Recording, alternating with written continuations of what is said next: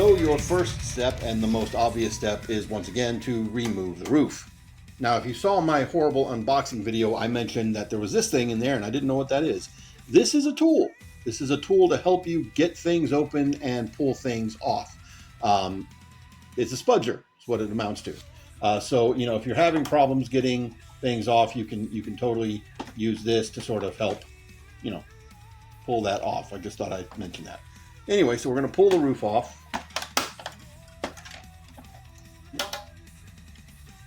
And also, I guess I didn't mention here, there is the pins for the electronics. So they pin in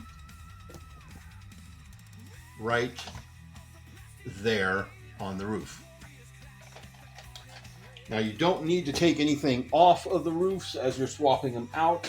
But if you're planning on storing it somewhere, it may be a good idea to take all the things that are on there off. All right, so our next step is going to come over here to this side. We'll just turn this here on the side to make it a little bit easier.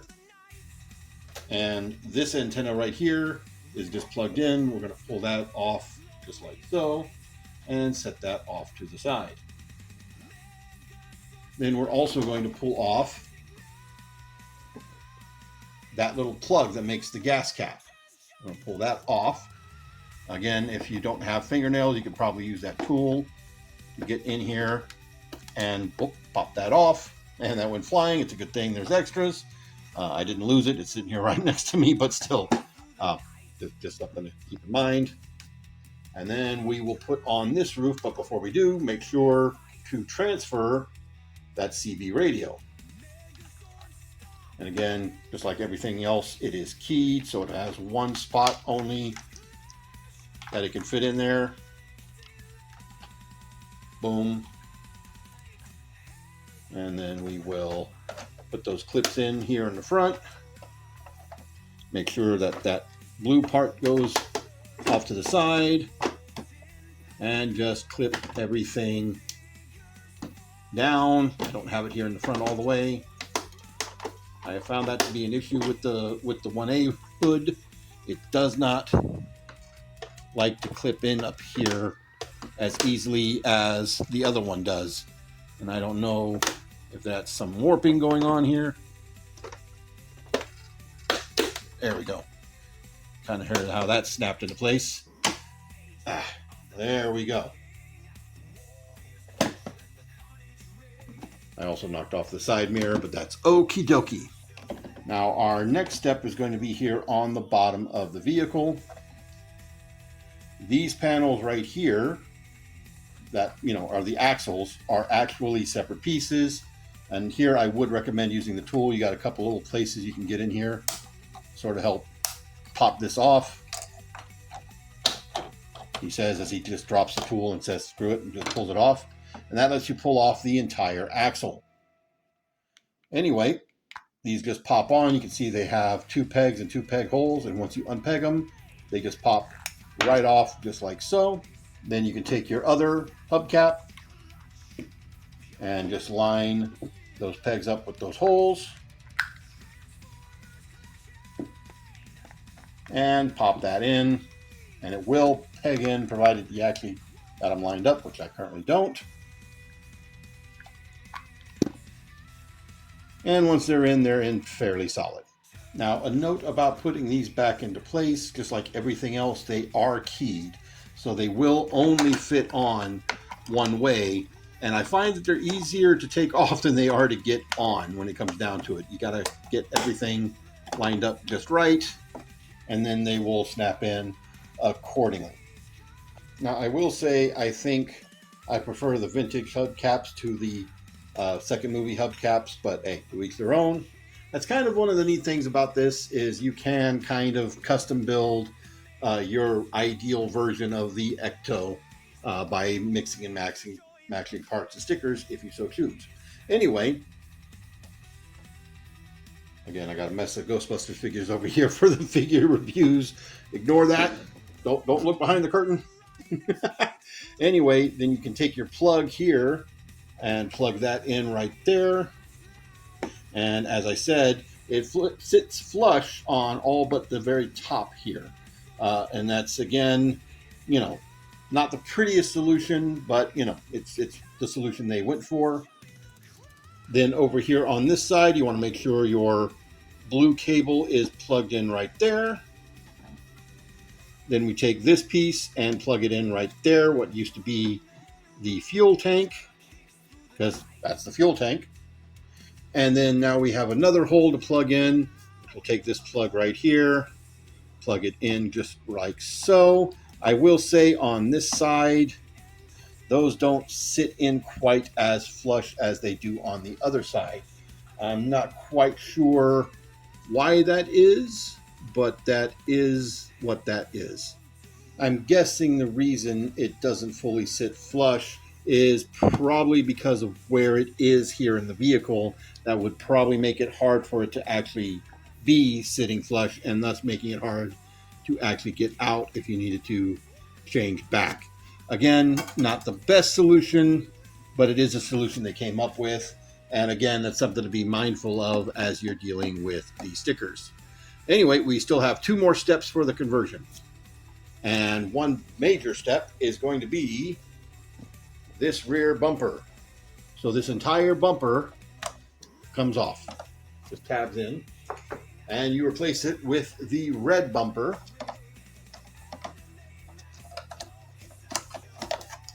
Just like so.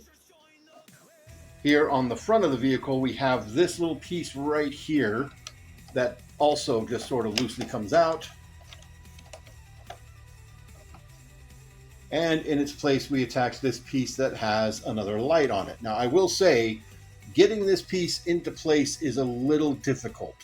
And I'm also being very overly cautious due to those pins that are sticking out of it, because I don't want those to get bent or damaged in any way, shape, or form.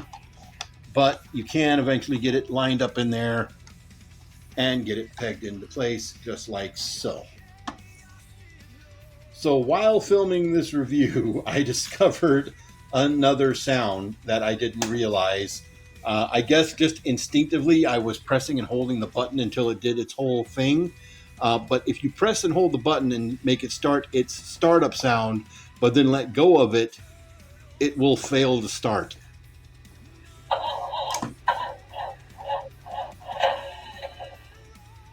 Just like that. That's awesome. That's so awesome. And of course, depending on where you're sitting, you might get a different. It might sound a little different because your speaker's right down here.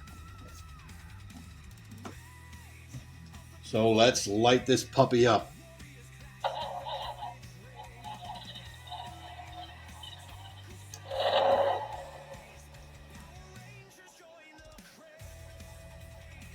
Okay, so this time around, pressing and holding both buttons together does not light up everything up here. You still have to go through the cycle to get that up there to light up, which is very interesting. Just a minor addendum here.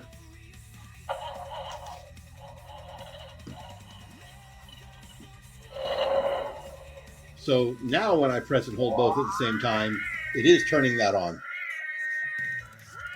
Why it didn't do that in the video, I don't know.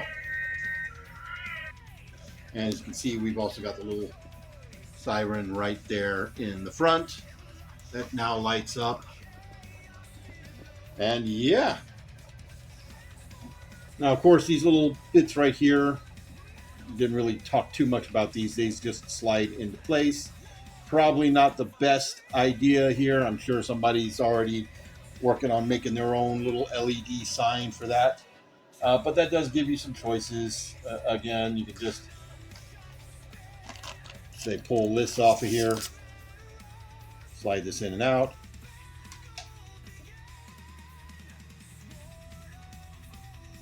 And get in there. Get in there. He says it's simple. Just slide it in and out, he says, as he struggles to actually slide it in. There we go. And boom. And it's effective. It's very effective. And as I said before, you can just take this, and if you want to, You can actually stick it back onto the sheet and it will adhere into place if you want to do that to store it. But yeah, again, you can see how all this is lining up here. Definitely a lot more bright, a lot more colorful. As you heard, the actual engine sound did cut out. It doesn't keep making the sound forever. It will power that off. The siren, on the other hand, it will keep running that siren and these lights as long as you want it to, provided you're using the USB. If you are not using the USB and you are using the batteries, it will automatically power down after just a few seconds to spare you from burning out your batteries. So, yeah. I mean, all in all, there is nothing really negative I can say about this. I mean, again, you've heard my little nitpicks. I haven't decided which mode I'm displaying this in. I mean, obviously, the more impressive mode is going to be the 1A, as you have more lights and colors and bigger and brighter and all that stuff. But, you know, there's no denying that the Ecto-1 itself is probably the more iconic. Even though if you go down to the real Ghostbusters cartoon, they're mostly using the Ecto-1, but they have the Ecto-1A's radar. So yeah, that's gonna be it for me, guys, for this one. We will come back and do the actual figures. I definitely have some things to say about them. I did have a minor QC issue with Winston specifically. Very, very minor. It's something that's just, you know, you might not have even noticed if it wasn't for the part floating around in the package. and we'll talk there.